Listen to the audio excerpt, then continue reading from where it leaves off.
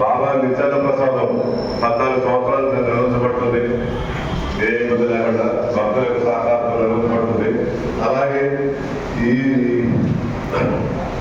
వచ్చే లక్ష్మీవారం సాయంత్రం 6 నుంచి కార్తీక దీపం మహోత్సవం నిర్వహించబడుతుంది.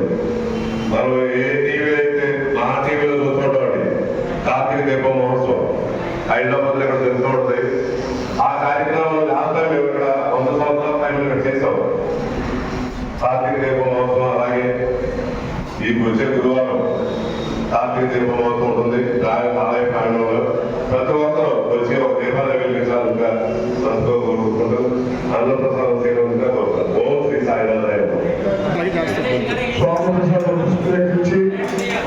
స్వామి గొప్ప పాత్రలతో కూర్చున్నాం.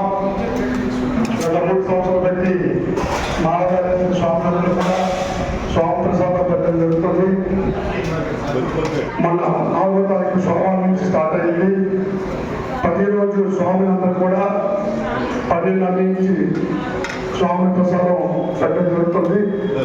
ప్రతి ఒక్క స్వామి నుంచి స్వామి ప్రసాదం స్వీకరించి స్వామి కృపకు పాత్రలతో కూర్చున్నాం. అలాగే మొన్న 4వ తారీఖు నుంచి డిసెంబర్ వరకు పెట్టడం జరుగుతుంది. రోజు 12 నుంచి మహాదేవ స్వామి అందరూ కూడా స్వామి ప్రసాదం జరుగుతుంది. తీసుకుంటారు వచ్చి మంచిగా ఇక్కడ ఉండే తీసుకుని వెళ్ళినప్పుడు